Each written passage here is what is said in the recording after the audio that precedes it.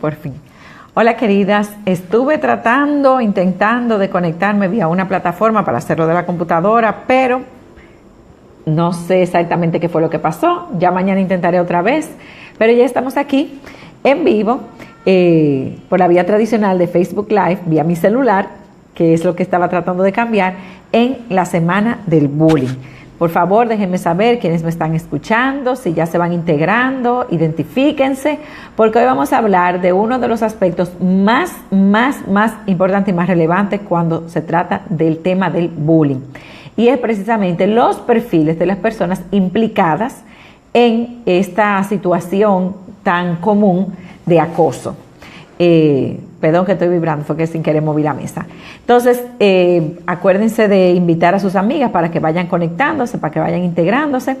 Este es un tema que no solamente es para las madres de niños que están pasando por el asunto, sino para las madres de niños que ya empiezan edad escolar, porque en alguna de las categorías sus hijos van a entrar. Y nosotros como padres tenemos que saber qué hacer. Créanme que es totalmente una situación estresante, es una situación donde uno agota hasta el último recurso. Si las situaciones de acoso realmente cambian un poco lo que es la dinámica de la relación, porque uno tiene que rápidamente abordar a sus hijos con temas que, yo no diría de la relación, yo diría de las expectativas de la vida y las relaciones fuera del impacto de las relaciones fuera de la casa. Y eso realmente afecta mucho cómo nuestros hijos empiezan a darse cuenta de muchas cosas del mundo que ellos hasta el momento no conocían porque solamente vivían en su capullito de su casa. Esperemos que ese capullito siempre sea de amor, pero por difícil que sea, la situación en la calle realmente lo adorna todo con muchísimas cosas que nosotros a veces no estamos preparados para manejar cuando vienen con eso. Entonces, en este tema del bullying, sí les digo algo. No necesariamente nosotros vamos a encontrarnos y claramente identificados los papeles de cada persona en una situación de acoso, a menos que nos adentremos o tengamos un interés particular y lo veamos. Pero es importante conocerlo porque eso va a darnos un poco de advertencia o a sonar algunas sirenas cuando nosotros empecemos a ver los factores de riesgo y cómo eso puede ser expresado o exteriorizado por nuestros hijos.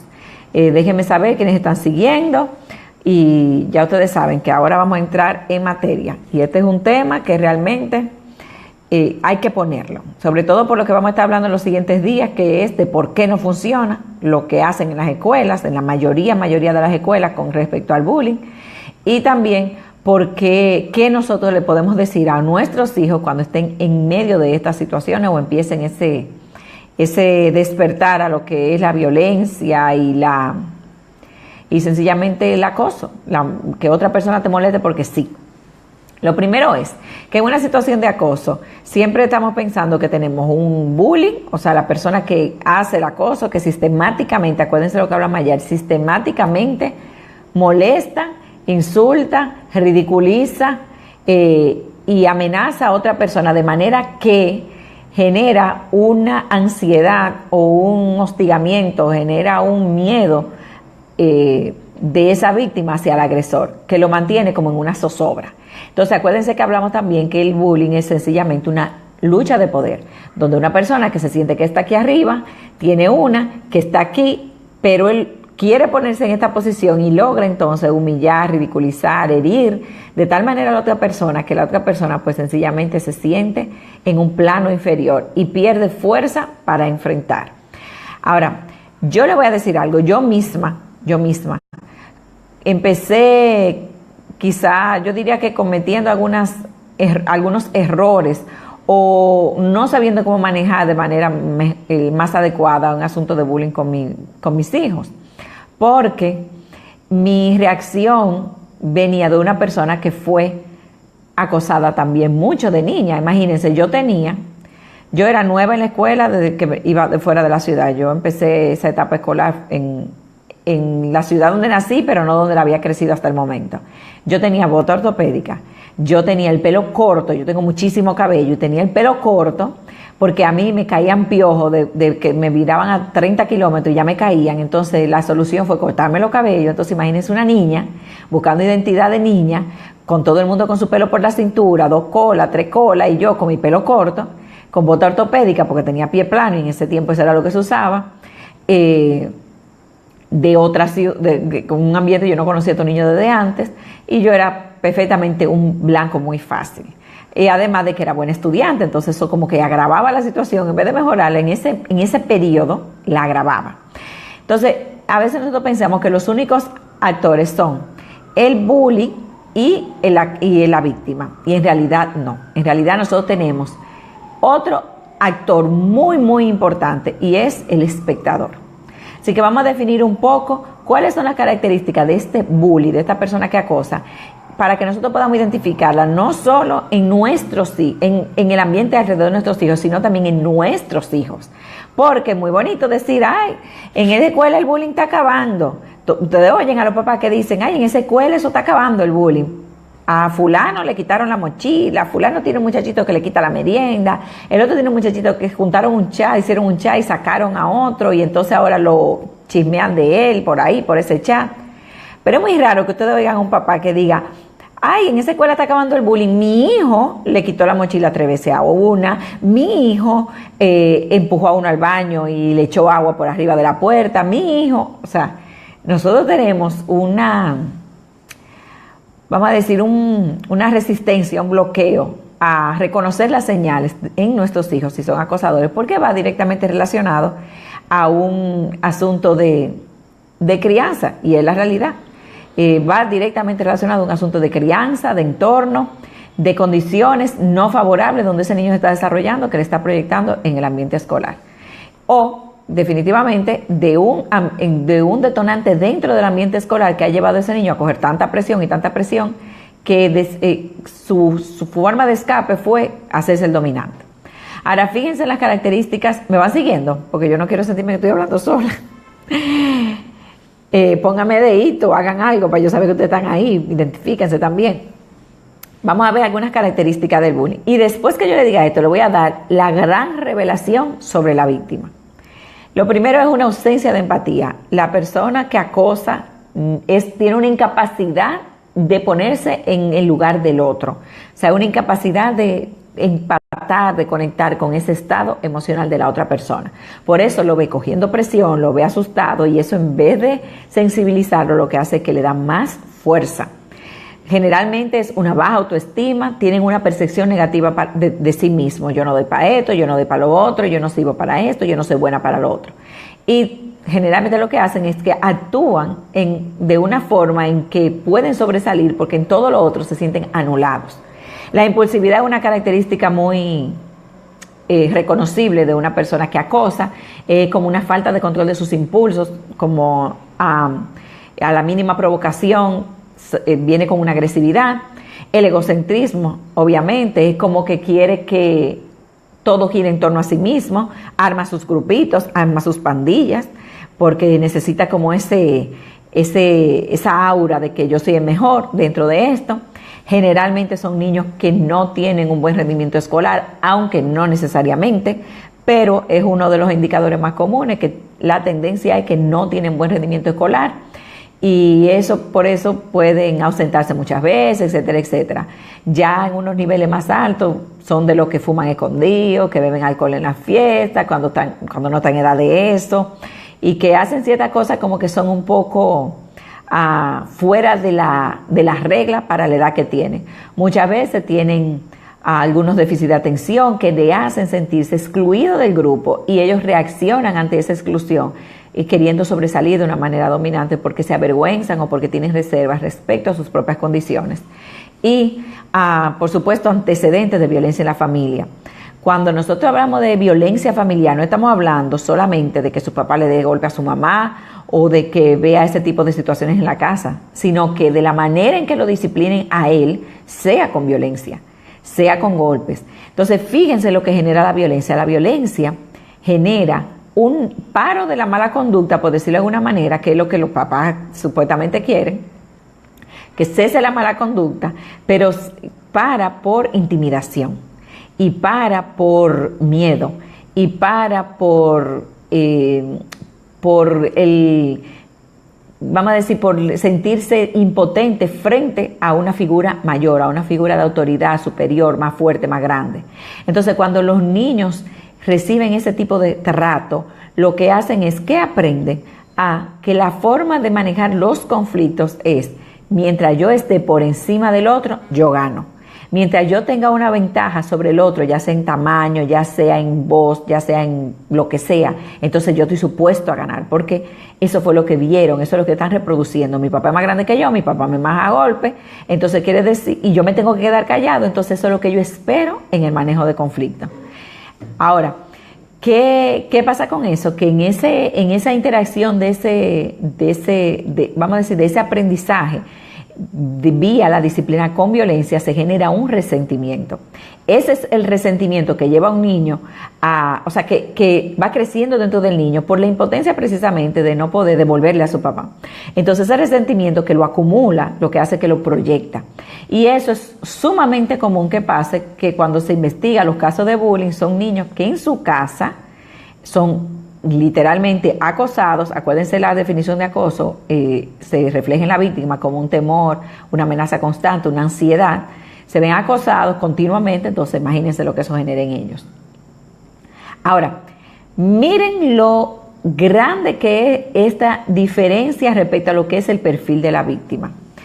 Yo honestamente, yo pensaba que las víctimas de bullying tenían un perfil X. Eran personas quizá introvertidas, que no les gustaban los conflictos, que se dejaban pisotear, que tenían una autoestima baja y ese tipo de cosas. Y eso a mí me mortificaba muchísimo, porque yo pensaba, tengo que trabajar mucho con la autoestima de mis hijos para que no se dejen, etcétera, etcétera. Y en realidad, los estudios demuestran que las víctimas no tienen un perfil per se de ellos en su personalidad, de sus antecedentes en cuanto a su crianza y ese tipo de cosas, sino que tienen factores de riesgo.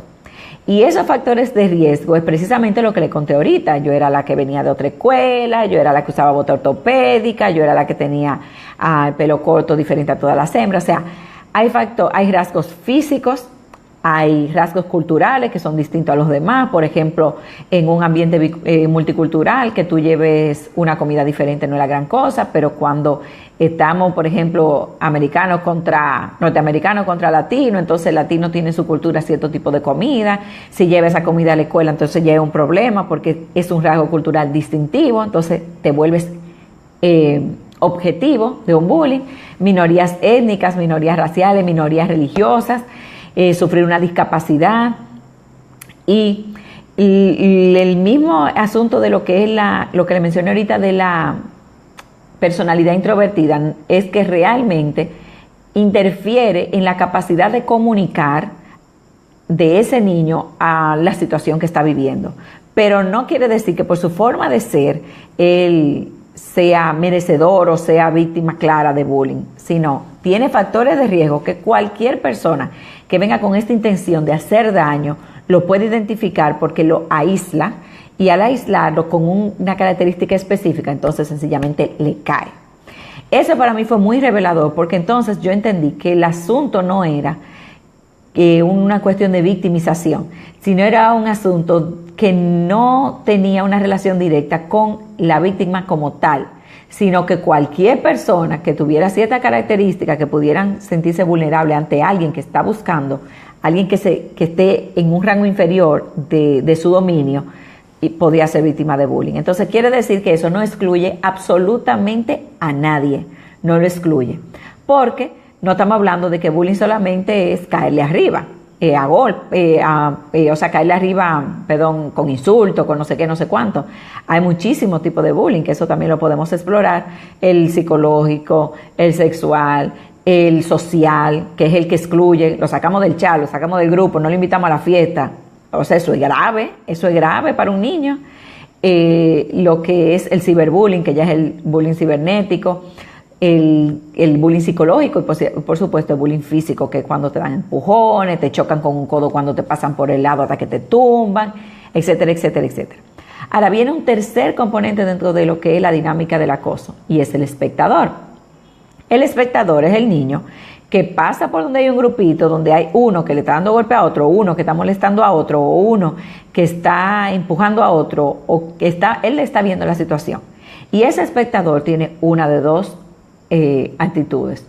O son de los que sacan celulares y empiezan a grabar, o de los que dicen, vamos, tú puedes, qué sé yo qué, y le hacen un coro, tú sabes.